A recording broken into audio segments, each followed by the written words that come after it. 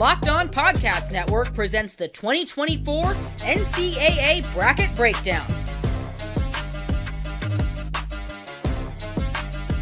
Presented by Nissan.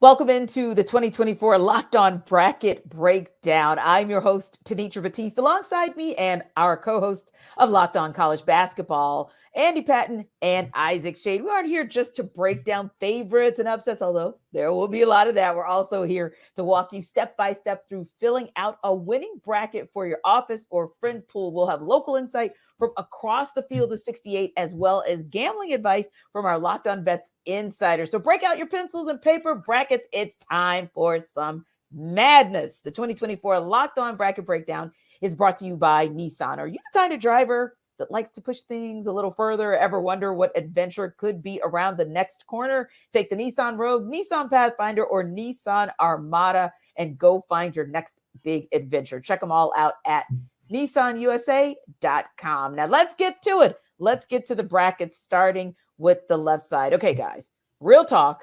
We've seen it twice, and I sure ain't going to bet on it that we're going to see it again this year. But for kicks and giggles, Isaac, for kicks and giggles, Andy, we'll actually talk about it. The 1 seed is UConn over in the East bracket. The 16 seed is Stetson.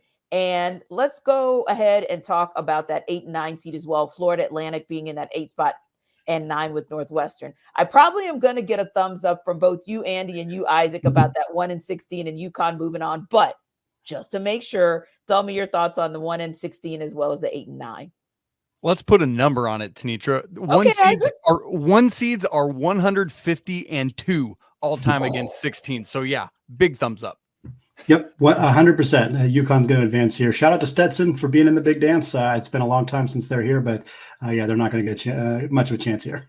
Yeah, Andy, I got to agree with you guys on that as well. Andy, what about FAU? You see them advancing, or are you giving that nod to Northwestern? You know, I love Boo Buie at Northwestern, really talented guard. I like veteran guard play, but FAU's got a lot of it as well. John L. Davis, Elijah Martin, Dusty May, fantastic coach. To me, give me FAU. Sets up a nice matchup between two teams that were in the Final Four last year, between UConn and FAU in that round of 32. Absolutely. Same for me, Tenitra. I love the experience of FAU. Elijah Martin, whom Andy mentioned, is one of my favorite athletes in the tournament. Is this Dusty May's last ride in Boca Raton? We're going to find out, but I love getting 2 of these Final Four teams from last year squaring off in round 2. All right. So if we're picking Florida Atlantic, Isaac, to come out of that 8-9 game, and we obviously all agree it'll be UConn coming out of that as well. But do we see an 8 possibly upsetting a 1? We do see a possibility of it, again, because FAU has that experience from last year, because everyone came back. Dusty May did a great job keeping this team together. But, Tenitra, UConn is the number 1 overall seed for a reason. These dudes are for real. Tristan Newton, Donovan Clingan, Alex Caravan, Cam Spencer, and on. UConn's moving on to the Sweet 16. And Andy, as much as we like the veteran presence that FAU has, like Isaac said, we can't take away the fact that UConn has by far been the most consistent team across college basketball this season. They're too deep. They're too talented. I love FAU. I think they're going to put up a heck of a fight. But yeah, it's going to be the Huskies in this one. So, hey, I'm going to go ahead and do a cheat code, and I'm going to go ahead and put my UConn in because you guys said so. And I'm going to put my FAU in because you guys said so. But then I'm also going to put my UConn in again because guess what? You guys told me to do it. So I'm doing my bracket, and I'm going to definitely come back and circle back. If they're busted, it's on you guys. We'll take all that blame, Tenitra. Bring it on.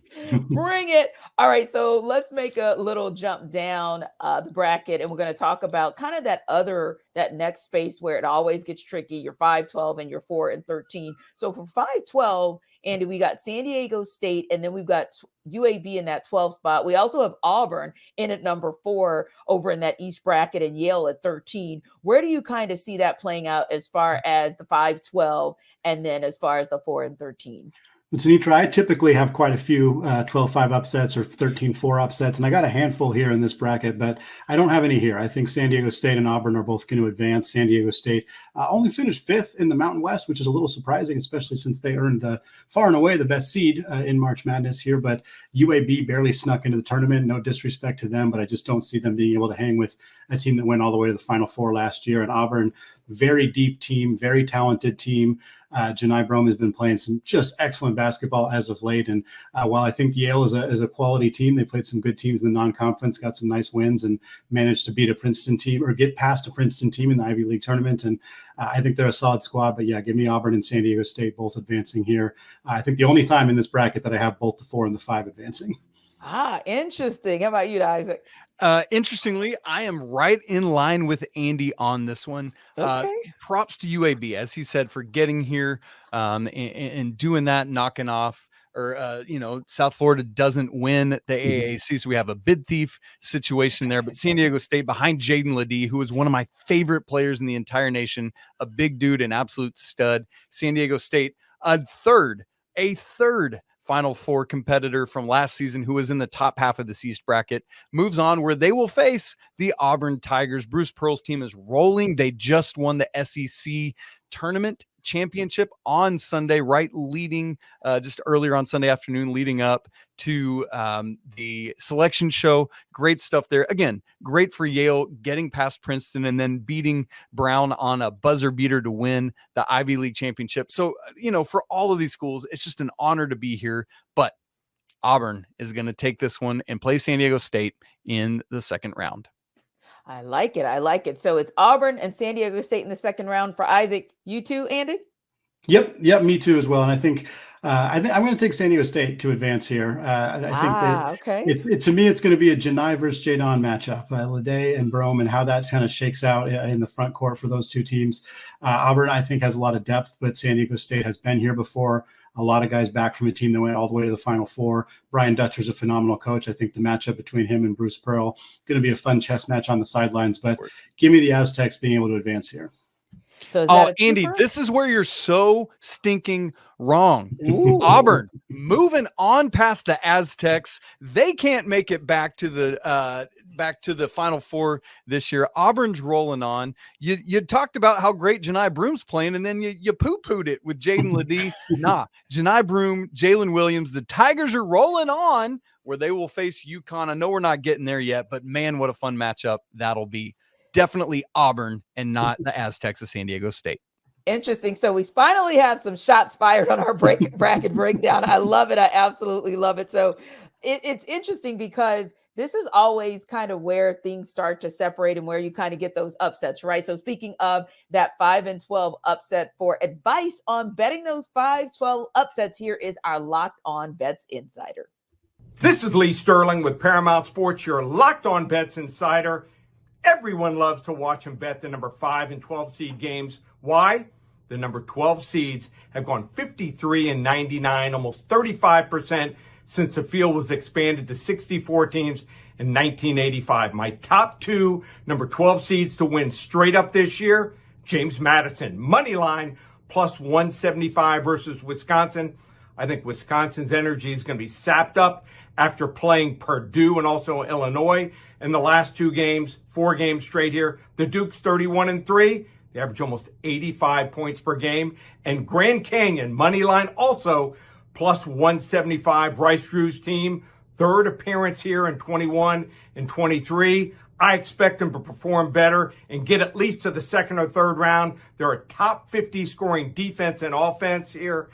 Take a money line. For more insight and game selections, make sure to follow me on social media at Paramount Sports and check out ParamountSports.com. So guys, let's go down the rest of this East bracket and let me see where you kind of land there as well. Another one that oftentimes is an upset special is the 6-11. You got BYU and Duquesne that are going to be duking it out, no pun intended. Andy, which one of those teams are going to come out of that matchup? And then, of course, we got the Fighting Illini, number 3 Illinois at number 14 against number 14 Morehead State. Who ends up moving on from that duke out, that matchup? I'm really chalk so far on this bracket. I got both BYU and Illinois advancing here.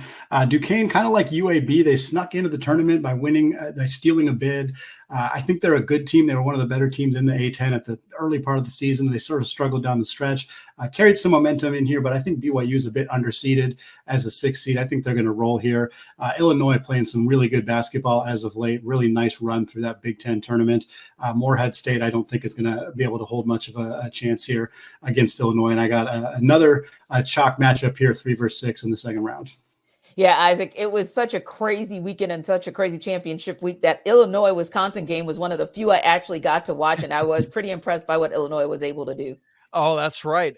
Terrence Shannon Jr. scored a career-high 40 points this weekend in one of the Big Ten games. Great stuff. They're rolling. He, along with Marcus Damask, is just such a dynamic 1-2 punch for the Illini. Yes, I have them over Morehead State as well. And in that first game, BYU as well. Now, something to keep in mind with BYU, there is a lot of potential back and forth for them because they rely so heavily on the 3-point shot. Yeah. When it's going down, it looks good for Mark Pope's team. When it's not, things can be a little bit different, especially when they're not playing at that elevation like they do at Provo.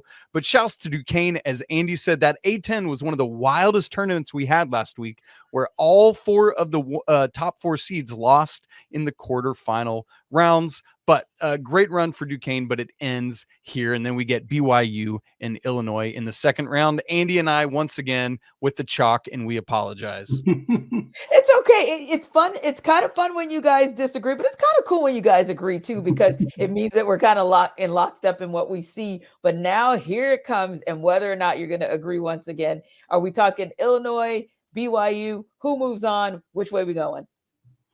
I'm going with Illinois. I think Andy.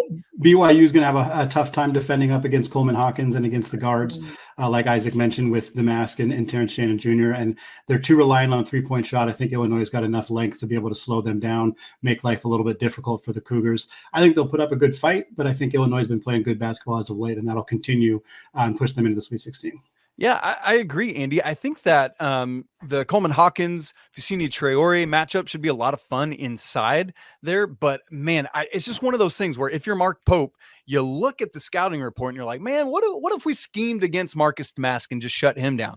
Well, then here comes Terrence Shannon Jr. scoring about 87 points on you and vice versa. So just too much offensive firepower for Illinois. But be advised, folks, Illinois has a terrible defense. They are 93rd at Ken Palm defensive efficiency. That offense, elite 3rd, but that defense could be their undoing, but I don't think it will be yet. I've got them moving past the Cougars. Indeed. And let's look at the final 2 matchups in that East region. Number 7, Washington State, number 10, Drake, and then number 2, Iowa State, number 15, South Dakota State. And you want to talk about some catching fire at the right time and getting hot at the right time. Definitely we could say that about Iowa State. But first things first, Washington State versus Drake. Who you got? Iowa State versus South Dakota State. Who you got? Look, I couldn't go fully chalk for the entire bracket or the entire region here. So I like this Drake team a lot.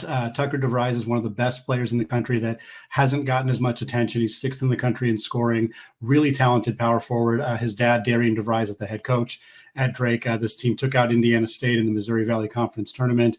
And Washington State's really good. Kyle Smith is a phenomenal coach, really good X's and O's, does a lot with maybe not as much resources. That's why he's been so successful at Wazoo. But I think it ends here. I think Drake is a 10-7 upset. Those don't get as much attention because they're pretty close in the bracket. But I think Drake's going to advance here and get an opportunity to take on an Iowa State team that I fully expect to advance over South Dakota State. Yep, agreed, Andy. And the interesting thing here is that these games are in Omaha, and Washington State's traveling all the way across the country, where Drake's going to be pretty close there. And so in some ways, it's one of those geographical bummers for the Cougars, who had a shot for a while at either getting the final Pac-12 regular season championship, but just couldn't win enough games down the stretch. I'm right with you for everything you said about Drake. I love DeVries. He is a dynamic scorer. If you haven't seen him, you need to. Here's the problem. When they face Iowa State in the second round, Iowa State, by the way, who's going to beat South Dakota State. I just saw this team in person this weekend at the T-Mobile Center in Kansas City. They are a dominant force on defense, where they're the number 1 team in the nation defensively at Ken Palm. I cannot wait to see that matchup, Andy, of Iowa State's defense against Tucker DeVries. It could be epic. What do you think? Yeah, I'm with you. I think Iowa State advances there. They're too good. They're too talented defensively, too long, too well coached with TJ Otzelberger. I think Drake's a good team, and I think they have a great chance of being in that round of 32, but I'd be pretty surprised if they find a way to pull off an upset and get into the Sweet 16.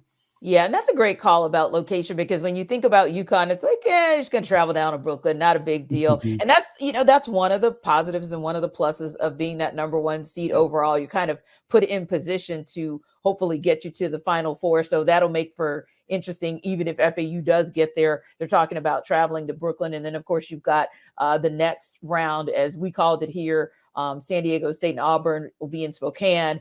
And then, of course, if it goes BYU or Illinois, or however that one goes, we're looking at Omaha. So, yeah, it'll be interesting to see how those locales and those fan bases traveling for support, how that could impact how those teams play as well. So we'll definitely be taking a look there. Yeah, now, it's interesting, Tenitra, that whole bottom half of the East is all in Omaha. Both of those yes, I thought together. that was intriguing too. Yeah, and so they would have already seen, whoever comes out of those two games will already know what they have as they head off to Boston the next weekend for the East Regional. So that's going to be really interesting. Something that we neglected to mention here so far is that 4 of the 6 power conference tournament champions are all in this bracket. As we already talked about, 3 of last year's Final Four teams are all in this bracket. So a lot of postseason experience, going to be really interesting in this East bracket. We'll see what it means for the reigning national champion UConn Huskies. So let's go down to the West bracket. Of course, those teams are going to be playing in Charlotte, Spokane, Memphis, and Salt Lake City.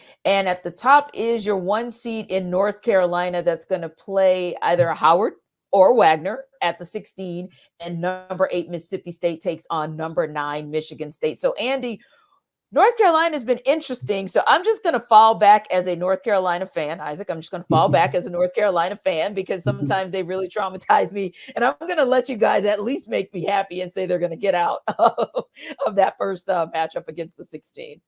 Yeah, no concern about them not advancing past that first round game. Yeah, I think we're feeling pretty confident about that. In that second game, you got Mississippi State, Michigan State, and it's hard to bet against Tom Izzo in March. This team has been a colossal disappointment.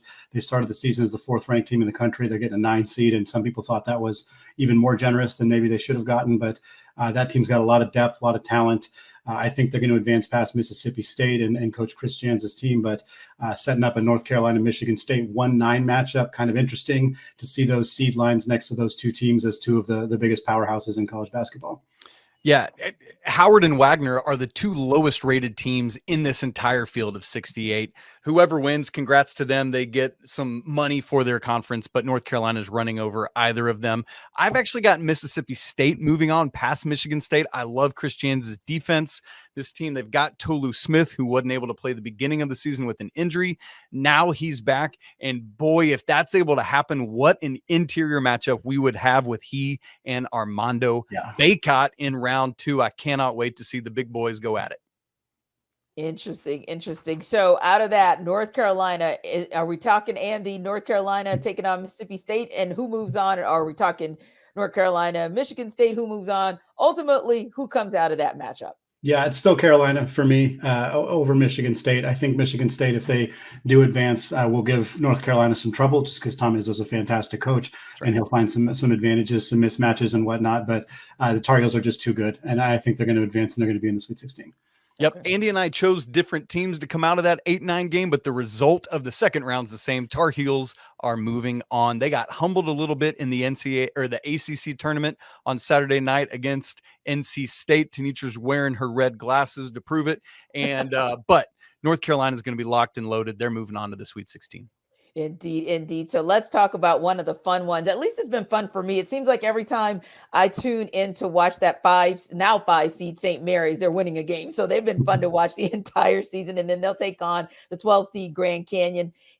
Alabama's in that 4 spot, and Charleston is the number 13 seed. Where do we see those 2 matchups landing, Isaac? Well, I went back to the chalk, and it's so funny, even though we have all these 5-12s we know we're supposed to pick. St. Mary's, who had a difficult troubling start to the season, has really figured it out, ended up winning the West Coast Conference regular and conference tournament championships. And so I know Grand Canyon is a great team with Bryce Drew as the head coach, a man who has one of the single greatest shots in NCAA tournament buzzer beating history. But St. Mary's for me is moving on in this one, where they will play the Alabama Crimson Tide. Nate Oates and his team. I love what Charleston brings to the table, but Alabama just too much. And so we're going to get St. Mary's and Bama in the second round. Isaac, it is my turn to chastise you for your picks here. Dang it. I not only didn't go chalk for one of these, I didn't go chalk for either of these. I got a 12-13 matchup in the second round here. Give me Grand Canyon over St. Mary's. The Gales lost Joshua Jefferson, their starting power forward, about 2 weeks ago. They did manage to beat Gonzaga once without him, but they lost badly the other time these two teams played. Mason Forbes has stepped into the starting lineup. He is offensively pretty anemic, great defender, great rebounder, doesn't do much offensively. Feels like they're playing 4-on-5. I think Grand Canyon and Bryce Drew can exploit that. Tyon Grant Foster is one of the best mid-major players in the entire country. I think St. Mary's going to have trouble with him. And on the other side here, Alabama just doesn't defend anybody. One of the worst defensive teams at that Power 6 level that we've seen all year long. Charleston is an incredibly well-coached team. They're a disciplined team. They're a 30-win team last year. I picked Charleston to be a 12-5 upset last year. The team that they played last year was San Diego State, who went to the Final Four. So if I jinxed it and I'm sending Alabama to the Final Four, I apologize, especially to our leader, Zach Blackerby, the host of Locked On Auburn. But we will see if that happens. But I think we could be seeing a fun mid-major matchup between Grand Canyon and Charleston in the second round there. Andy, how wild would that be if Alabama did that a year after they were the number one overall seed and fell off? So that would be pretty crazy. Tenitra, just moving on, I'm actually going to stick with St. Mary's to beat Alabama in this game. I know, as Andy said, they're down a little bit, but it's, for me, a rally the troops, circle the wagons moment. Andy talked about Alabama's defense. I mentioned earlier how woeful Illinois is defensively. Alabama is even worse. They can bomb away from three, just like BYU we talked about earlier, but the defense does not back it up. St. Mary's going to the Sweet 16. Mine would be Grand Canyon. I'm taking Grand Canyon there, 12 seed over a 13 seed. We've seen that before. Not very often, but it has happened. But I think the Lopes are just, again, Tyon Grant Foster, I mentioned him already, really talented young man. I think Bryce Drew has done a really good job with this program. And I think Drew and Pat Kelsey are two coaches who might end up being both at different schools next year, especially if this ends up being the matchup. But yeah, give me Grand Canyon advancing to the Sweet 16. Interesting. Now, as far as who could bust up the brackets, like these guys have already started kind of busted up the brackets, but as far as who else could bust up the brackets this year, here's our Locked On College Basketball and NBA Big Board contributor. Leaf Tulane of Locked On NBA Big Board and College Basketball here, and here is the Cinderella candidate I think will fit the slipper and make a run in the big dance coming from the left side of your bracket from the West region. It is the New Mexico Lobos, who are among the 5 bid thieves to get into the tournament. The Lobos are actually favored by 2.5 points in their opener against Clemson, who is the 6th seed. That is very rare and indicates value there right off the bat. Secondly, New Mexico is red hot, beating 3 good Mountain West teams consecutively in a league that got 6 bids.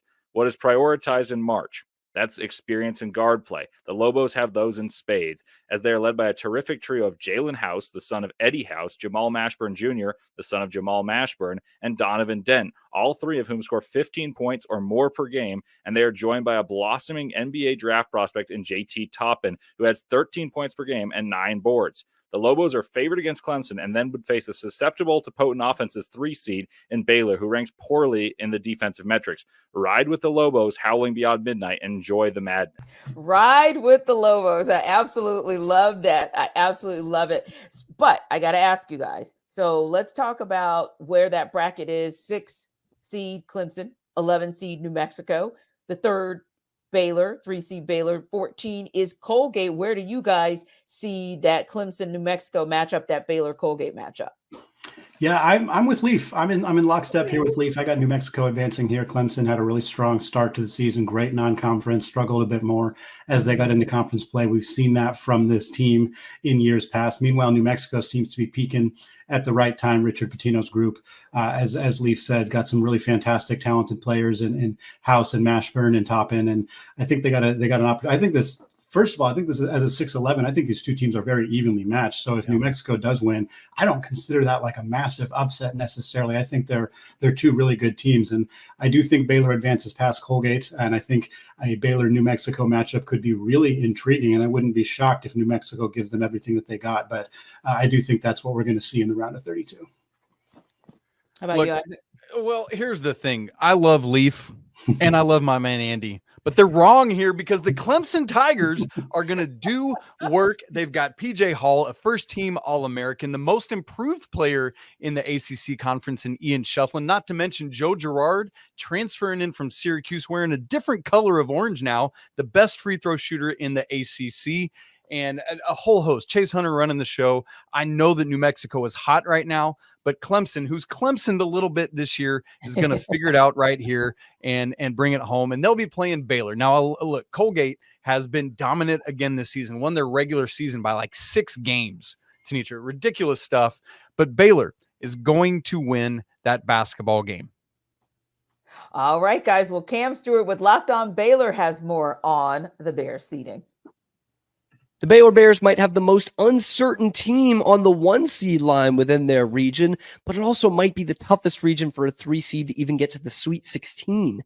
I'm Cam Stewart from Locked On Baylor. The Bears are the 3 seed in the West region. They are headed to play the Colgate Raiders in Memphis in the first round. That is Friday that they will be taking on Colgate. The number 1 seed is North Carolina, the number 2 seed Arizona. So those are the two to look out for, and nothing to sneeze at. Alabama on that 4 line right behind them. But the Bears got to get past the second round first in order to face one of those two teams. Also in the region, Bryce Drew's Grand Canyon Antelopes as the 12 seed going into this tournament. So potentially a huge storyline there. So for all the news to keep up with the Bears throughout the NCAA tournament, go ahead and follow Locked On Baylor, part of the Locked On Podcast Network, your team every day. So that was kind of a positive spin at the end for more coverage on Baylor throughout the tournament. So we're going to go in that. But are we going in that direction as well? I know you guys are kind of on different sides of the fence, whether it's Clemson or it's New Mexico State, but either one of them, Isaac, does either one of them beat Baylor to move on? I do have Clemson winning this basketball game over Baylor. I enjoy Baylor. I like their team. Jacoby Walters, one of the best freshmen in the entire country, but Clemson just too much, too physical for them. And look, while we've got 2 Drews in this region, there's only 1 Pitino in the entire NCAA tournament. It is Richard, the son of Rick Pitino. St. John's didn't make it. Andy, I don't know. Is New Mexico going to get on past Baylor here? I don't have New Mexico advancing here. I think Baylor's too good offensively. They have too many different ways to beat you with Walter, with Ray J. Dennis. Eves Missy has played just incredible basketball for this team, a freshman who's really emerged. And while I like JT Toppin, and I think the Toppin-Missy matchup would be extremely fun if these two teams were to square off, Baylor's got too many athletes. They're extremely well coached with Scott Drew, and I think that they'd be advancing here. Yeah. And then we look to our 7 and 10 seeds where you start to see kind of the tightening up, for lack of a better term, of the competition. And then you've got the 2-15. Now, the 7-10, of course, you've got Dayton, that 7 seed, Nevada, that 10 seed, Arizona as your 2 seed, and a Long Beach State team that still has a coach. Technically, that Monday they kind of found out they wouldn't have as a coach, number 15 Long Beach State. All right, guys. Isaac, who comes out of that 7-10 matchup? Who comes out of that 2-15 showdown? I actually have Nevada winning this one. Dayton has been a little up and down, weird, topsy-turvy for me. Like as highly rated as they've been in the computer polls, just didn't do enough actually winning basketball games. Dayron Holmes, though, one of the best big men in the entire country, is a lot of fun to watch. But I've got Nevada winning that game. And then Tommy Lloyd's team, yes, Long Beach State, what a hilarious story with Don Monson getting fired on Monday and winning the conference tournament over the weekend. But Tommy Lloyd's Wildcats, led by Pac-12 Player of the Year Caleb Love, going to get the win there. I am also going with Nevada, which means I realized in this region I have the 9, 10, 11, 12, and 13 seeds all advancing. Definitely not chalk in the West region. Nevada's played some great basketball as of late. I think the Mountain West is a superior conference to the A10 this year. I think they face better competition. Right. Dayton's Deron Holmes is fantastic. Nevada's got some really good players as well, and I think they got a chance to pull off the upset here. And I do believe they'll face Arizona. I want to shout out the Gonzaga connection between this Arizona and Long Beach State matchup. Dan Monson was the head coach of the Gonzaga team that went to the Elite Eight in 1999 before Mark Few took over. Tommy Lloyd was an assistant coach shortly after that for 20 years at Gonzaga before taking that job at Arizona. These two guys have known each other for decades. I think that makes this a very fun, a little bit bittersweet matchup for Dan Munson because pretty realistic chance this is the last game he coaches as a head coach in college basketball. Yeah. And it's going to be interesting because, 18 seasons and who could have kind of saw it ending in this way for him. But like you all said, we look to Arizona to move on and we look to Nevada to move on. When we see that matchup, kind of how do we see that playing out? Well, in that game, I got to go with Arizona. The firepower is just too much. I know they've lost a couple times down the stretch here in the Pac-12 semifinals and in the Pac-12 regular season finale at USC, but just too much Arizona, too much firepower. We named Caleb Love, but Umar Ballo in the post, Kylan Boswell, Kashad Johnson, who transferred from San Diego State, just a lot there. I disagree. I'm going with Nevada. And Arizona, Tommy Lloyd, certainly they really want to get this monkey off their back of losing early in the NCAA tournament, but I don't think it's going to happen there. I think we've seen this team. They lose to Oregon State in the regular season. They give up 100 points to Stanford in the regular season. I think teams have started to figure out how to beat this Arizona team. They have a tremendous amount of talent. They live and die a lot by Caleb Love, and that experiment has not always gone well, even though he has had a phenomenal season away from Chapel Hill. I think Nevada, they're a top 40 defense, top 40 offense. They slow the pace down. I think if they can dictate pace, force Tommy Lloyd's team to play a little bit outside of their comfort zone as a team that likes to run and gun, I wouldn't be surprised if Nevada, especially if they shoot it well, pulls off a pretty big stunner here and advances to the Sweet 16. It's going to be interesting to see how this thing goes down. Listen, we are just getting started. The right side of the bracket poses interesting first-round matchups, including Gonzaga getting the dreaded 5-12 matchup. Will they survive and advance? We're going to find out. But first, this week's March Madness bracket highlight is brought to you by our friends at Nissan. Each week, we're picking one team that stands out. A team that's pushed it further than the rest. Just like any of the all-new 2024 Nissan SUVs, these guys were able to take it to the next level. The UConn Huskies can only be described as an armada. This top-seeded team is as hardcore as it gets out there, so it's no wonder they've landed the top overall seed in the NCAA tournament. They're one of the favorites to win it all despite 4 of the 6 power conference champions standing in their way in the East region. So take the Nissan Rogue or Pathfinder or Armada and go find your next big adventure. Shop nissanusa.com. The bracket breakdown is also brought to you by Amazon Fire TV, which is your destination for sports. From live games to highlights to in-depth analysis. Fire TV offers amazing viewing experiences with smart TVs, as well as the Fire TV stick that you can plug into your existing TV to provide access to millions of movies and TV episodes. I, at my house, literally have an Amazon Fire TV stick on every TV in my house. I love the layout. I love the user experience. I love the little remote that's got buttons for me to go straight to Hulu or Disney Plus or Netflix or whatever. Fire TV recently created Fire TV channels to deliver a constant supply of the latest videos from your favorite sports brands, all for free. That includes all of us here at the Locked On Network. Not to mention, the Fire TV channels have great news, entertainment, gaming, travel, and cooking videos as well. So check out Fire TV channels on Fire TV and Alexa devices. If you haven't done so, you should. Trust me on that. To learn more, visit amazon.com/LockedOnFireTV. Welcome back to the 2024 Locked On Bracket Breakdown presented by Nissan.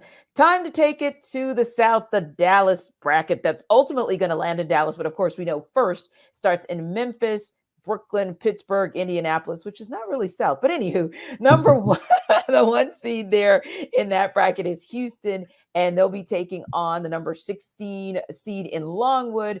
and then your number 8 Nebraska against number 9 Texas A&M. Guys, who comes out of those matchups? Isaac, we'll start with you. Look, Houston. We know what 1-16, so we just thumbs up that and keep moving. Nebraska's been a fun story this year coming out of the Big Ten, but Texas A&M, who just knocked off Kentucky in the SEC tournament, has so much firepower in the backcourt, led by Wade Taylor IV. I got the Aggies. Gig 'em. Take that on to the second round. No, I'm not with you on that one. A&M's far too inconsistent. I think they're like bottom 10 team in the country in 3-point percentage. Look, Wade Taylor is phenomenal. Radford is phenomenal when they're on, but those guys are not on too often for me. I think Nebraska's a more consistent team. I think they're going to be the team that advances here. Obviously, no argument with Houston. And I think I don't want to speak for Isaac here, but I got Houston. Oh, you can. I got Houston all the way in the Sweet 16, advancing past either Nebraska or A&M. Give me all that Jamal Shed, man. Yeah, he's a bad man. So let's just go to our 5-12 and see if we got any upset specials there. We got Wisconsin as the number 5 seed. And we got James Madison as the number 12. And then we got the Dukies at number 4 and number 13, Vermont. Where are we going, Isaac? It's weird. I keep picking all the chalk in these 5-12s and 4-13s, and I'm doing it again. I know, how boring of me. But look, Wisconsin, who had closed the regular season, losing 8 of their final 11 games, somewhere finds what they had done prior to the beginning of February and turns it back around in the Big Ten tournament, knocking off Purdue as part of it. I've got them upsetting James Madison, even though not upsetting, good grief, beating James Madison. Boy, that would be funny if James Madison was favored. Beating James Madison, despite the fact that James Madison has had success against the Big Ten, started off the season beating Michigan State, but I got Wisconsin here. And then Duke, while they have had some troubles, just too much for the Vermont team. Yeah, I'm going James Madison. Lee Sterling said that he's got James Madison and Grand Canyon as the 2-12 seeds to watch. I'm 100% lockstep there as well. I got the Dukes here moving on. Mark Byington, a phenomenal coach. I think he's probably coaching his last couple of games at James Madison. I know West Virginia, among other schools, are really eyeballing him as a potential replacement. But I think, having said that, this is going to be the trendy. I guarantee you, this is going to be the trendiest 12-5 upset. 100%, because Wisconsin has struggled. It is very well known that they have struggled. James Madison was immediately in the headlines 3 days into the college basketball season because they beat Michigan State, because they beat Kent State. So for more casual fans who have kind of just been in and out, they know James Madison has some big upsets. They know Wisconsin struggled. They know 12-5 upsets are the pick. They're going to pick it. I'm going to pick it. But we have seen a lot of years where the most popular, trendy 12-5 upset pick is not necessarily the one to go with. Hedging my bet a tiny bit there, but I am going to stick with James Madison, and I have them playing. It's going to be the Dukes versus Duke. I do have Duke. I want to ask you, how big a factor was that in this upset decision, Duke against Duke? Dukes versus Duke is definitely a fun storyline that we could roll with there. But no, the Catamounts are a good squad. I think they've won 8 straight conference regular season titles, but Duke's just too good. They're struggling a little bit. I'm not sure they're going to be as dominant of a program in this tournament, but I think they're going to advance here past Vermont. But does it matter, Isaac? Because at the end of the day, are we not still ultimately saying, hey, whichever one of you guys run up on U of H, it's going to be a done deal? Yeah, I mean, ultimately, I will eventually have Houston moving all the way through. We'll talk about that later. But I do have Wisconsin beating Duke here. Duke is the more supremely talented team, clearly. But they have shown youth and inconsistency this year. Wisconsin is a veteran team. They are methodical. Their offense, typically when we think Wisconsin, what do we think? Bo Ryan, defense. Let's grind to a halt. This Wisconsin team is a good offensive unit. I think they can knock off the Blue Devils, and I have them doing so. You can pat yourself on the back for your bold 5 seed over a 4 seed. I'm taking my 12 seed over a 4 seed here. No. 5 over 4 is awesome. Give me James Madison, Sweet 16. Give me the Dukes here. I think they can take him. Kyle Filipowski obviously is a huge storyline for Duke. If he's playing well, if he's doing what he's able to do, I think James Madison's going to have a hard time. But they got 2 really talented, really veteran players. I already mentioned Byington, a phenomenal coach. We saw this team knock off a really good Michigan State team. We've seen them do it time and time again. I think this is an opportunity for another 12 seed to be in the Sweet 16 and setting up a nice matchup between Houston and James Madison. Andy, where do we see it going when we start to look a little bit further down the bracket? You've got Texas Tech as a 6 seed, NC State as the 11 seed, Kentucky in that 3 spot, and Oakland at 14. Where do we see those two matchups playing out?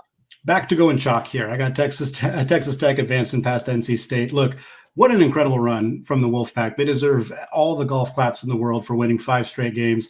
They beat 5 teams who had all won a national championship in the 2000s. That's an incredible accomplishment, even if Louisville and Syracuse are not exactly at the level they've been in the past, but still a huge run for them. But I think it runs out here. Texas Tech, really well-coached team. Grant McCaslin does an awesome job with that group. I think they advance. I think Kentucky advances past Oakland here as well. Just too much firepower, too much pure talent on that Wildcats team to not to suffer a loss here. So I think we look at a 3-6 matchup between the Red Raiders and the Wildcats of Kentucky. Completely agree on the Kentucky side of things, but I have NC State keeping it. Oh, wow. Another ACC team advancing from Isaac. Yeah, you know what? I didn't even really realize that, but here we are. But let me say this.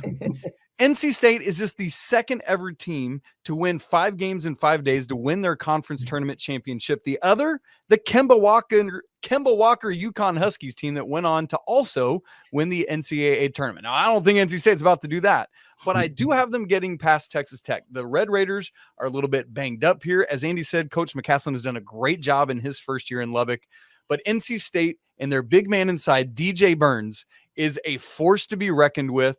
He had 7 assists in that ACC championship game. Watch what happens as he is inside with guys like DJ Horn. It's the DJ show for NC State. Give me the Wolfpack moving on to the second round.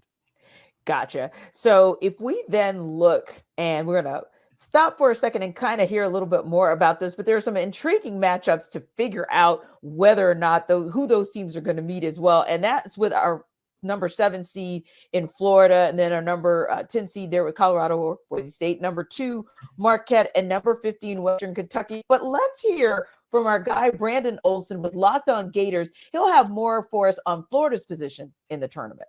It turns out going 3-1 in quad 1 this weekend and being the SEC runner-up means nothing for the NCAA tournament. I'm Brandon Olson with Locked On Gators. The Florida Gators are the 7 seed in the South bracket and will face either the winner of Boise State or Colorado, and then if they win, they will face off with likely Marquette. Kentucky's in the bracket, Nebraska, Wisconsin, Texas A&M, Duke, and Houston.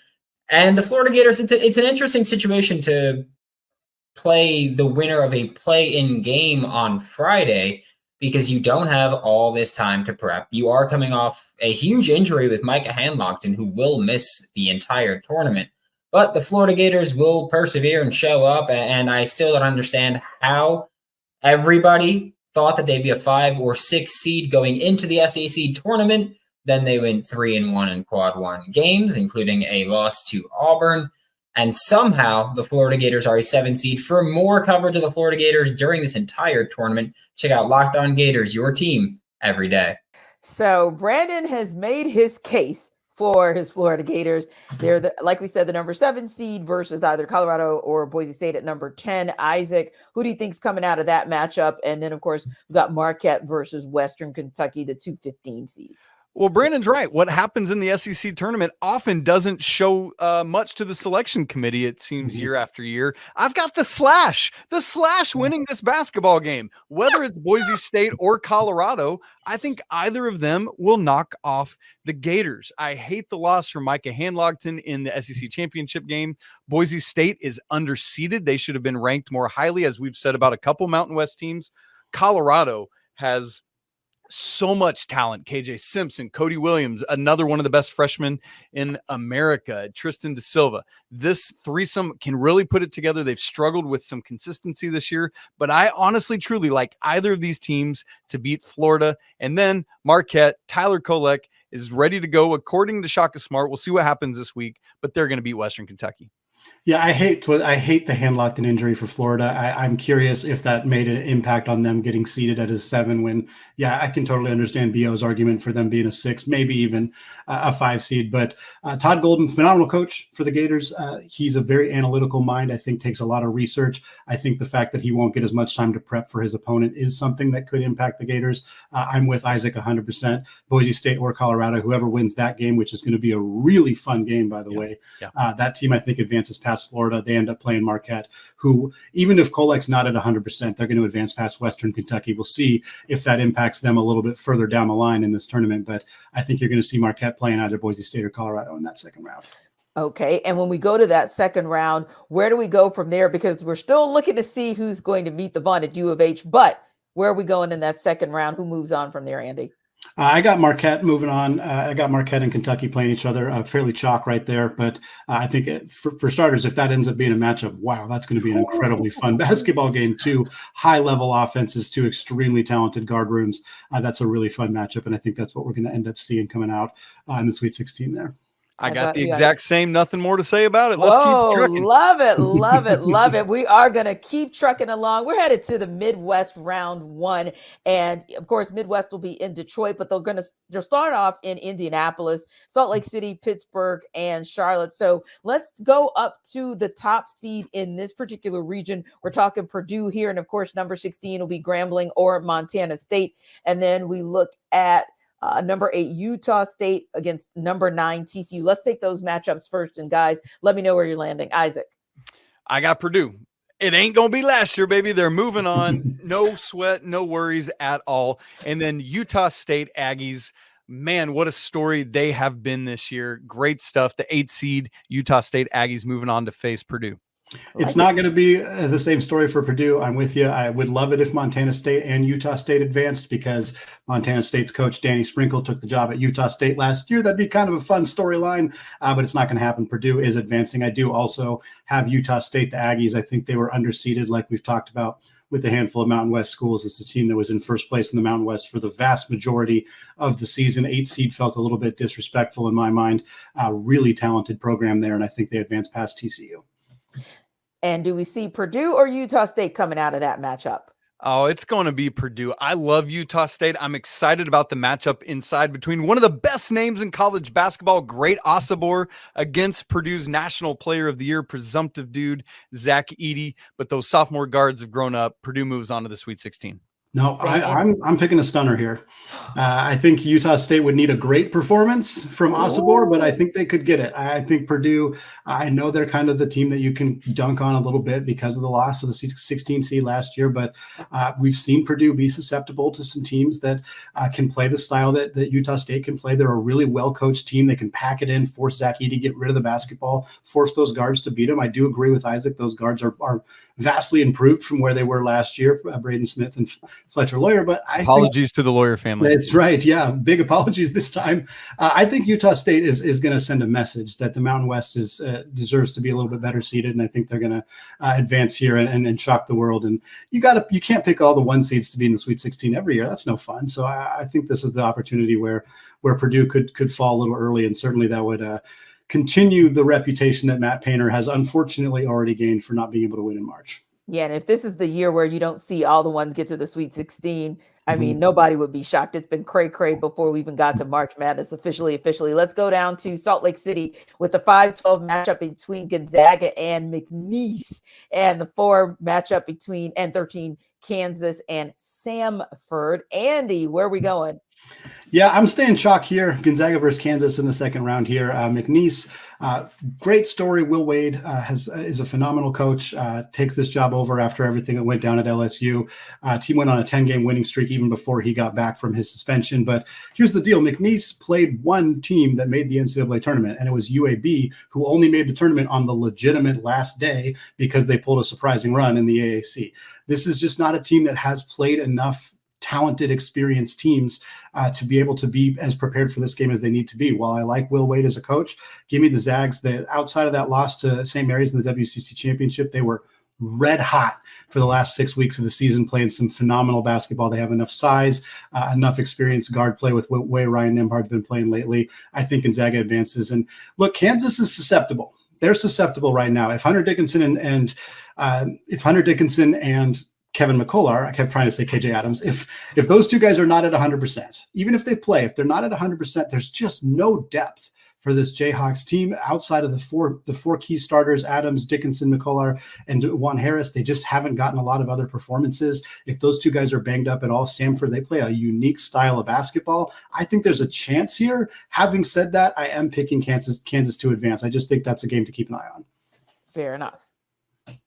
Oh, give me Gonzaga. I thought about some McNeese and Will Wade, but Gonzaga too much, been playing so much better lately. And while I've been going a lot of chalk in this bracket, I will not be going with the rock chalk because the Jayhawks are going to lose to Samford. Buckyball, their pressure style, it's going to get to a short-handed potentially, but definitely no depth Kansas team. What do you do against pressure, which Samford brings literally every possession? You need depth.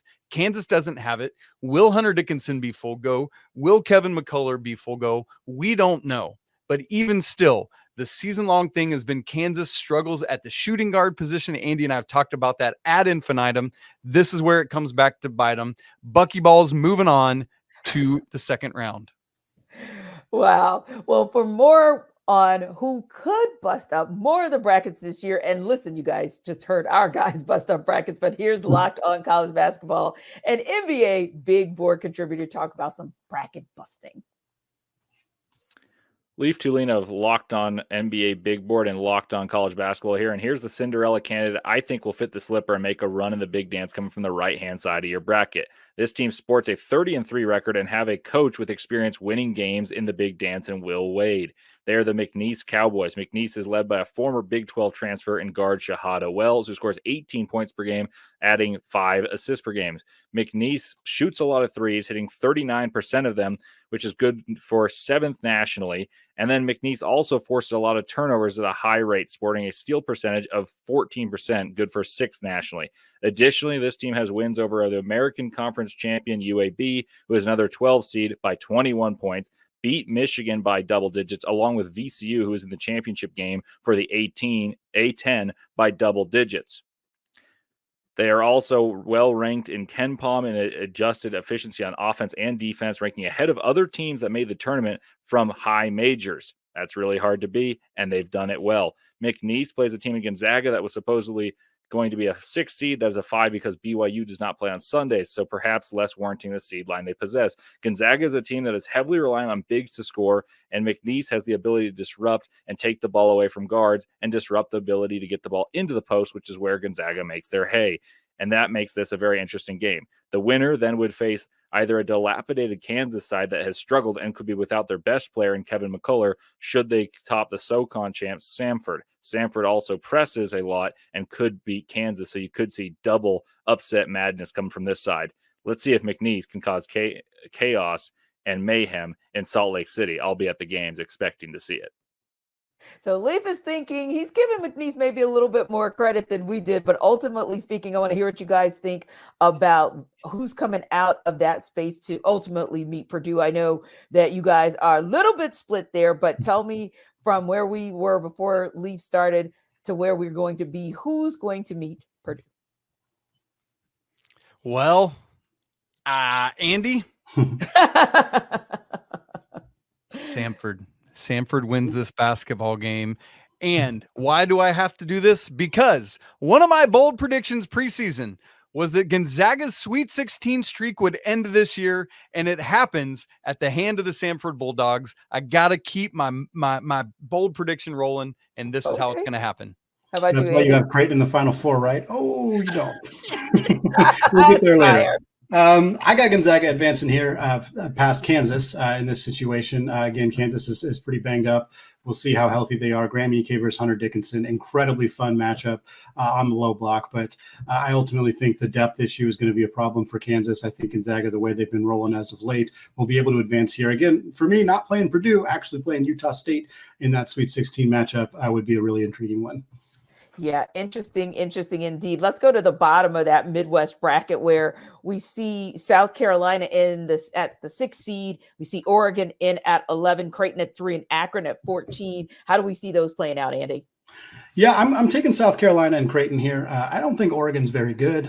Shout out to them for winning the Pac-12 tournament. But this The is final Pac-12 Yes, tournament. the final Pac-12 tournament. I think Dana Altman saved his job. I think if he had lost any of those games, that he would be one of the coaches we would hear being on the chopping block. But he managed to find a way to get those W's, and now might get an opportunity if they do pull off a win to play his old school at Creighton. But ultimately, I think Lamont Paris and the Gamecocks are going to advance here. Really good job by him this year. This team was not expected to be anywhere near this conversation, and yet they are. I don't think Oregon's got the horses to win this one. Akron, funny story that they got into the NCAA tournament.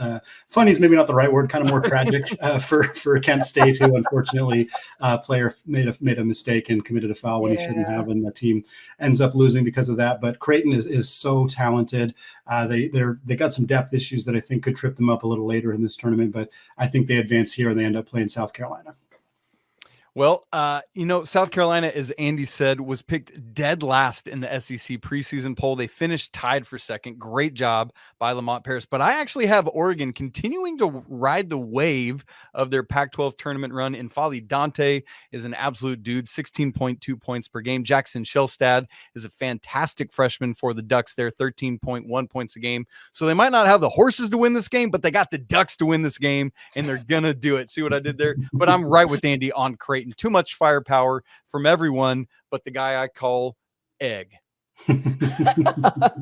All righty. So regardless of which one of those teams plays Creighton, whether it is South Carolina or it is Oregon, does Creighton come out of that matchup to move on? I have Creighton coming out. Yeah, I think, again, that the top four guys they have in Alexander and Ashworth and Baylor Shireman and Ryan Kalkbrenner, those two, that group is just so good. And they're not getting a lot of contributions from anybody else, not from Mason Miller, not from Farabello, like some of the other guys. And I think that could trip them up later, but I think they're good enough to advance past South Carolina, such a dynamic offense, high scoring offense, especially when Ashworth is shooting well from deep. So give me the Blue Jays advancing into the Sweet 16. Got nothing different for me. Give me the Creighton Blue Jays. I had them, as Andy joked about, as a preseason Final Four team, and I'm not coming off of that in this game. Well, we will see what Andrew Lyon has to say about that. He is with our Locked On Gamecocks and has more on South Carolina's position in the tournament. The South Carolina Gamecocks are a number 6 seed, and anything else would have been wrong. I'm Andrew Lyon from Locked On Gamecocks. For the first time in 7 years, South Carolina will be going dancing in March Madness. The Gamecocks are a number 6 seed in the Midwest region, which I think is a little bit low. A lot of projections had them as a number 5 seed going to this bracket, but I don't think it's a bad deal at the end of the day. The big dogs in this region are the Purdue Boilermakers, the Tennessee Volunteers, and the Creighton Blue Jays. The South Carolina Gamecocks will be taking on the number 11 seed Oregon Ducks in the first round. The Oregon Ducks won the Pac-12 tournament championship, so they are definitely on a hot streak right now, and they're led by former Gamecock Jermaine Cousinard. For more on the South Carolina Gamecocks, subscribe to Locked On Gamecocks, part of the Locked On Podcast Network, your team every day.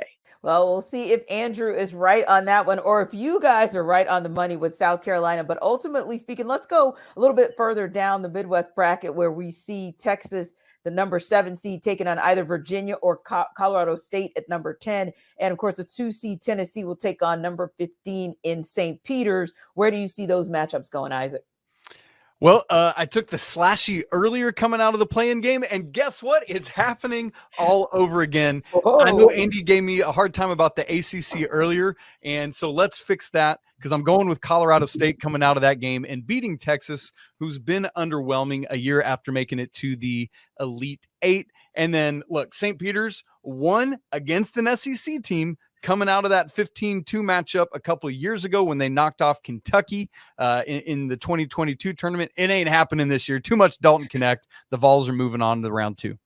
I'm with you 100% here. I'm also taking this last year between Virginia and Colorado State, picking both opportunities for those 10 seeds in the play-ins to advance, in part because Florida's vulnerable with hand locked in. And frankly, I think Texas was a bit overseeded as a 7 seed. I don't think they're quite that good. And certainly when they're at full health, they can be really talented. And Dylan DeSue is a big factor for them. But ultimately, I'm taking the slash between Colorado State and Virginia. I think ultimately it is going to be Colorado State. Isaiah Stevens is just such a dynamic, talented, all-around guard, one one of the better mid-major guards in the country. And I think that's what we're going to see advance there. And I do think that team, Colorado State, will end up playing Tennessee. Again, love the Peacocks, love the story. It was a phenomenal run a couple of years ago. The fact that they lined them up as a 15 seed against a dominant SEC team once again is pretty entertaining, but Dalton Connect is too good. I think Tennessee advances here. And Andy, is it Colorado State or Tennessee who moves on? Tennessee. Tennessee is just so good.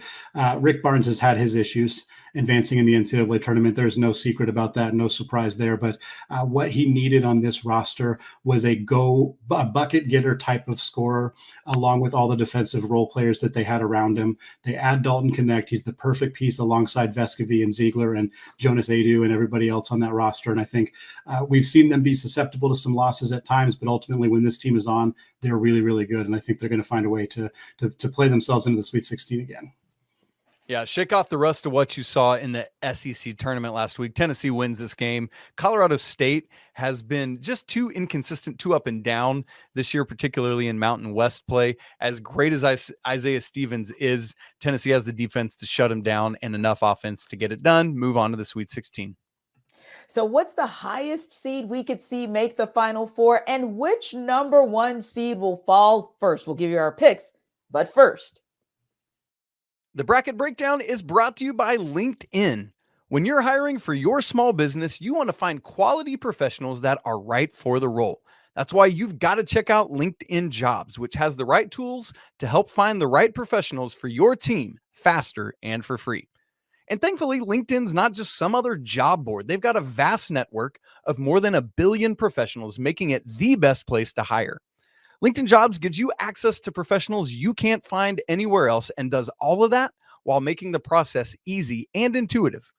Beyond that, hiring is so simple when you have that many quality candidates. So easy, in fact, that 86% of small businesses get a qualified candidate within 24 hours. LinkedIn knows that small businesses like yours are wearing so many hats and might not have the time or resources to hire, so they're constantly finding ways to make that process easier for you. For example, they just launched a feature to help you write your own job descriptions. How great is that? So post your job for free right now at linkedin.com/lockedoncollege. Again, that's linkedin.com/lockedoncollege to post your job for free. Terms and conditions apply. Welcome back to the 2024 Locked On Bracket Breakdown presented by Nissan. So guys, it is time to move on through our brackets down to our Sweet 16. Let's take it to the East first. And Andy, I want you to take us through where you landed coming from 68/64 down to our 32 and ultimately to our Sweet 16. Who you got? Yeah, it's pretty chalk here for me in the East, and it kind of stays that way all the way through. I was 1, 2, 3, and 5 with San Diego State beating Auburn as the only upset to have happen in this region. So you got UConn versus San Diego State in the Sweet 16, of course, a rematch of the national championship game from last year.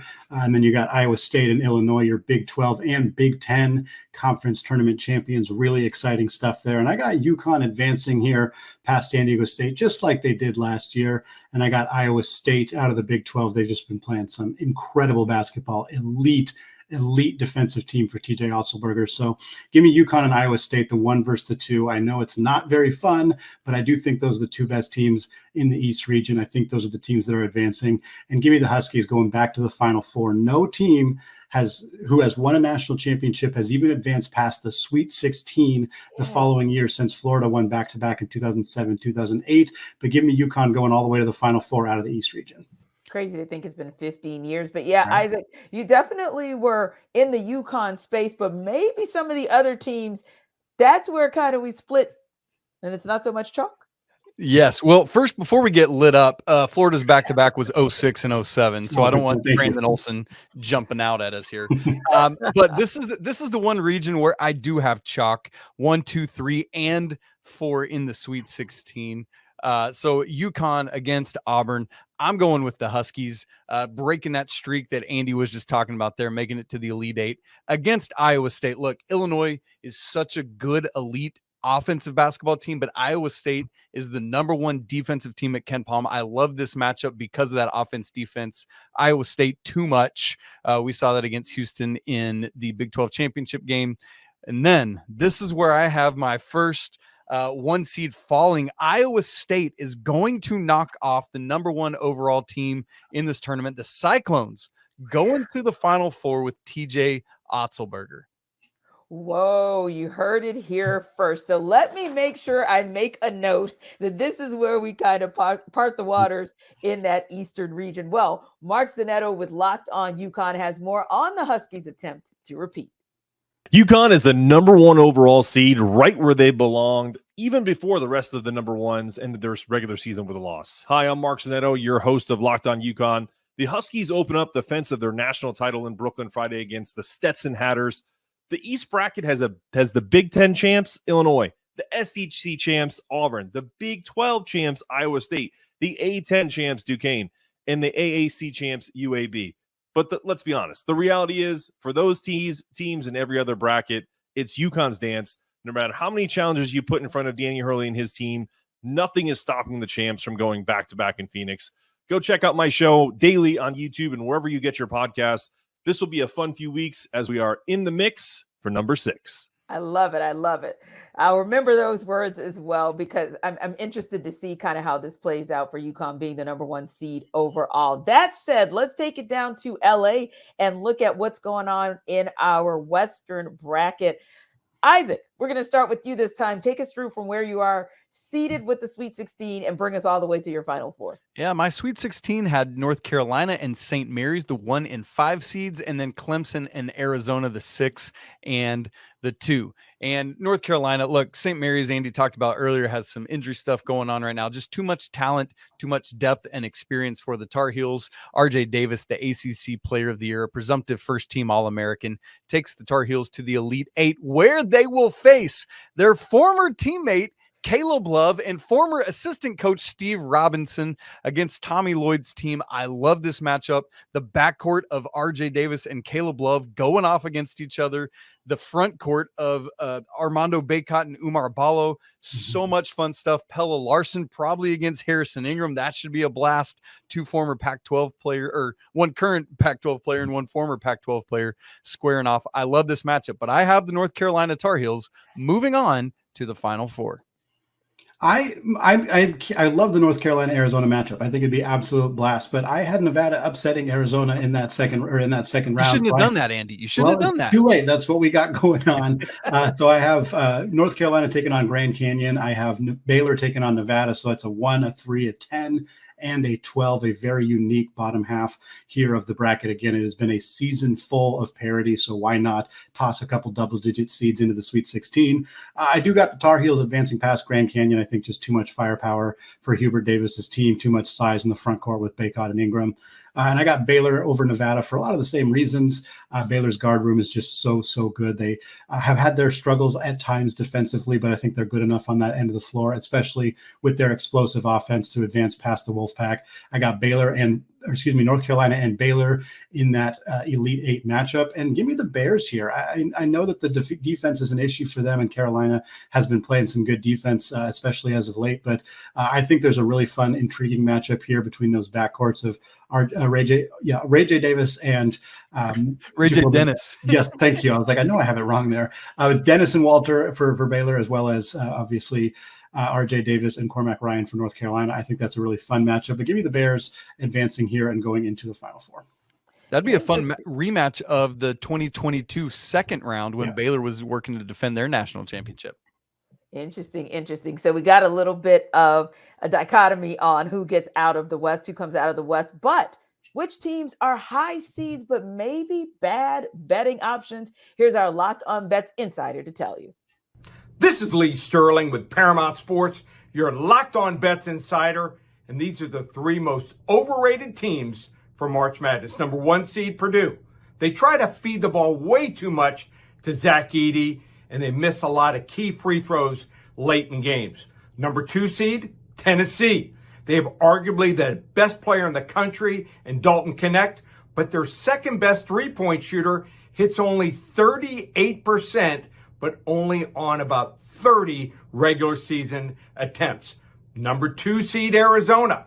This Pac-12 team was playing poor opponents all season long. When they played decent rosters like FAU and Washington State, they had trouble. they have played very few quad one opponents. For more insight and game selections, make sure to follow me on social media at Paramount Sports and check out ParamountSports.com. All right, guys, let's go south. And we know that region is going to land in Dallas, but want to know where you guys are taking it. I think we saw some agreement at the 32 stage when we talked about U of H, and then it started to kind of go in a different direction. So, Andy, I'm going to get you to start us off with where you landed for your Sweet 16 and take us through your Elite 8 and who you got going to the Final Four. Yeah, another double-digit seed for me in the Sweet 16 in the South region. I got Houston taking on James Madison, the Dukes. I got Houston advancing in that one, though. That team is just too good. I think James Madison would be a tremendous story if they got to the Sweet 16, but have a hard time seeing them get past Kelvin Sampson's squad. Then that's chalk after that, 2 versus 3, Kentucky, Marquette. I love this matchup. If Tyler Kolek is 100% healthy and a matchup between Shaka Smart and John Calipari, the incredibly talented guard rooms for both these teams, it's going to come down to how Oso Ighodaro can play for Marquette. If he can cause some problems for Kentucky's front court, I think there's a real chance for Marquette to advance. However, I do have Kentucky because we're not sure on the health for Tyler Kolek. We're not sure how that's going to shake out. I think if this Kentucky team gets red hot with the incredible freshman guard trio that they have in Wagner and Shepard and Dillingham, I think they advance to take on Houston, but the Cougs train is going to keep on rolling. I got Houston in the Final Four. How about you, Isaac? Yeah, I in the Sweet 16, I had Houston, the 1 seed, and Wisconsin, the 5 seed. Too much Jamal Shed, too much LJ Cryer pouring it in from outside. So Houston moving on to the Elite 8. And in that Marquette, Kentucky, I actually hedged the other way that Tyler Kolek will be good to go. Shaka Smart had some comments on Sunday night after the bracket reveal that says everything is trending in that direction. And assuming he meets all those markers this week, he will be back, that his pain has receded. So I do have Marquette knocking off Kentucky. They are too much of a veteran team. I know that they're missing Sean Jones, who is one of their burners and athletes that can help with Kentucky's superior athleticism. But ultimately, Shaka Smart, I just think back to that team flying around against Kansas back in Maui in November. Andy, you remember that? What a crazy game that was. I see that happening in this game, and Marquette's able to move on to the Elite 8 where they will face Houston. But ultimately, too much Kelvin Sampson's team, too much defense, but just enough offense to get past Marquette and go to the Final Four in their first season in the Big 12. Indeed. Did I hear my bracket breakdown team actually come to agreement in one side of the bracket? Whoa, did. I love it. I love it. Let's see what happens in the Midwest, Andy. Talk us through your Sweet 16 on down through your Final Four. Yeah, it's chalk except for one incredibly notable counterexample. Well, I guess two, but certainly Utah State being the upset here, the pick over Purdue, sticking with that. So I'd have them taking on Gonzaga in the Sweet 16. Down at the bottom, it'd be a 2 versus 3 matchup, Tennessee versus Creighton. I actually got Creighton coming out of that matchup. I think Tennessee, again, Lee kind of talked about it a little bit, some issues with outside shooting on that team outside of Dalton Knecht. We've seen teams, if they can slow him down, or even if he just has an off night, we've seen Tennessee struggle. We talked about Creighton having some depth issues as well, but they got 4 guys who can beat you. So even if Dalton Knecht, or even if, let's say, Trey Alexander or Baylor Shireman has an off night for the Blue Jays, they can still find a way to win. I'm not sure Tennessee can do that if Dalton Knecht has an off night. So give me the Blue Jays advancing. Give me the Zags over Utah State. I think Graham Ike is going to be too much. He spent some time in the Mountain West already, was a Player of the Year candidate at Wyoming. He's going to be ready for this Utah State team. Give me the Zags and Creighton. Ryan Nembhard battle. Nembhard transferred from Creighton to Gonzaga this last offseason. Really fun kind of rematch there. Gonzaga and Creighton have had some great battles in the past, and I think Creighton's going to take this one, advance themselves into the Final Four as a 3 seed coming out of this region. I had Purdue, the 1 seed, and Samford, the 13 seed in my Sweet 16. Look, one of the bracket things you folks need to know as you fill these out, you take your underdogs for a while, but once we get to the money-making time, you got to go with the favorites. Purdue over Samford to get to the Elite 8, and I have that same Creighton and Tennessee matchup, but I do have Dalton Knecht, Zakai Ziegler, Josiah Jordan-James, Santiago Vescovi taking over this game. The Creighton starting 4, the 4 of the 5 that always score and do the work, do it, but it's just not enough. As Andy said, Mason Miller doesn't contribute enough. Farabello doesn't contribute enough. Tennessee going to the Elite Eight, where they will face Purdue and Zach Edey, and Tennessee moves on to their first ever Final Four. Whoa. Okay, you called it. You called it. This will be very, very interesting. Now, if you want to take those bracket busters to the bank, we got somebody to help you do it. Here's our Locked On Bets Insider. This is Lee Sterling with Paramount Sports, your Locked On Bets Insider. And these are my 3 sleeper teams for March Madness. Number 5, Gonzaga. Number 1 and number 2, Purdue and Tennessee, are consistent choke artists in this region here. And number 4, Kansas, is banged up. This team beat Kentucky and St. Mary's on the road. Number 10, Drake, top scorer Tucker DeVries. Number 6, scoring in college basketball with over 21 points per game, had 13 games of 25 points or more. And the team shot over 43% from three-point range in conference tournament. And number 11, Duquesne. The Dukes have won 8 straight, and they ranked number 34 in adjusted defense, the best among mid-major busters here. For more insight and game selections, make sure to follow me on social media at Paramount Sports and check out ParamountSports.com. All right, guys, time to put your money where your mouth is indeed. So let's go back to the Final Four one more time and then tell me who you guys got winning it all. So if I go back to the East, if I have it right, I've got UConn. That's Andy. Did I get that right? Yep. And I've got Iowa State. Isaac? That's right. All right, boom. Remember we said that. And then we go to the West, and I've got Isaac. You're picking UNC coming out That's of the correct. West. And we've got Andy with Baylor. Yep. And going up top to the South, it's Andy with U of H and Isaac with U of H, right? Agreement. I love it. I love it. But then we go back to the Midwest and we take it back down to Isaac having Tennessee. And let's see, Andy, you got Creighton? Yep. All right. Time to put your money where your mouth really is. Who's going to be hoisting that trophy, cutting those nets in about 3 weeks from now? Andy, who you got? Give me the Huskies. First time repeat national champion since 2007, not 2008 when Florida did it back-to-back years. This UConn team is so deep. They're so talented. Danny Hurley has this team absolutely rolling. Even at times this year when they had injuries, they never really wavered. They've had very few ugly losses this year. They lost to Seton Hall in the first game of the Big East. Outside of that, this team has just been tremendously phenomenal. If they can stay healthy, if Klingon doesn't suffer any injuries, his presence down low, Alex Caravan and Cam Spencer providing that floor spacing on the wing. Tristan Newton's one of the top 3 point guards in college basketball, and I don't think he's third. He is phenomenal the way that he has played this year. That combined with, I mean, we're 4 players in. We're not talking about their potential lottery pick combo guards and Stephon Castle. Like, this team is so deep, so talented, so well coached, so experienced. To me, it's really hard to see, especially with the matchups here in this bracket, that Baylor does not have the defensive horses to hang with UConn. Houston is a phenomenal defensive team, and I think that's your national championship matchup is UConn versus Houston. But Houston just does not score enough. UConn does not need to score 85 points against Houston. They probably only need to score 65 in order to win that game. It might not be the most fun watch, but I think UConn beats Houston in a low-ish scoring national championship game. Isaac, who cuts down the nets on April 8th in Phoenix? Well, coming out of that left side of the bracket where Iowa State and North Carolina, I do have the Tar Heels, just that experience that they have, despite the fact that they have a freshman running the show in Elliot Cadeau.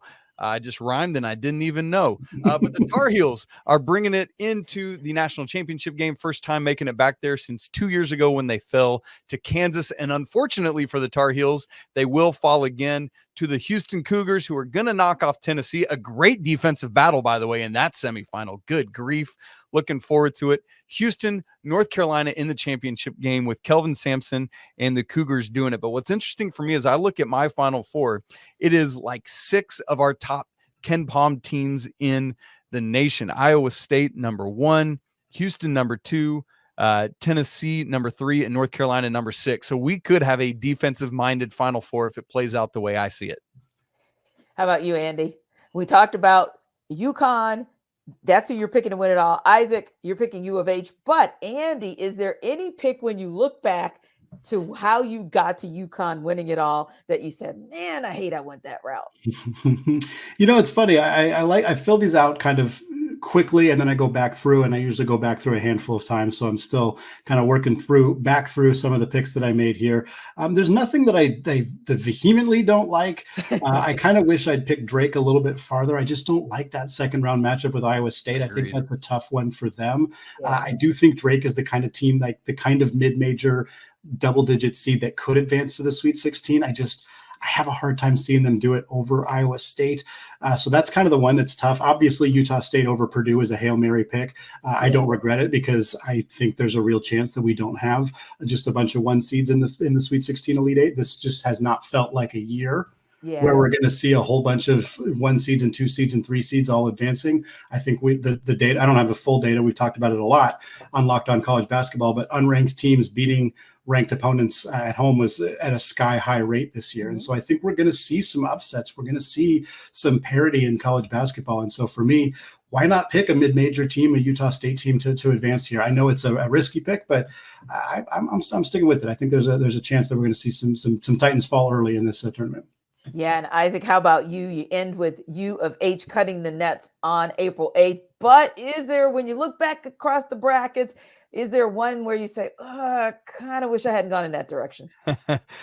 Same kind of thing as Andy. I'm looking, as y'all were talking, I'm looking back at my choices. I don't have really buyer's remorse on anything. I want to keep the house, but there are a couple I could switch around and see, like Baylor beating Clemson. Maybe one would be this. I picked Oregon over South Carolina. I could see the Gamecocks really taking care of business there, winning as they did. What was that? The 2017 season when they knocked off Duke, they were a 7 seed, beat the 2-seeded Blue Devils. And so there's a couple there, but nothing.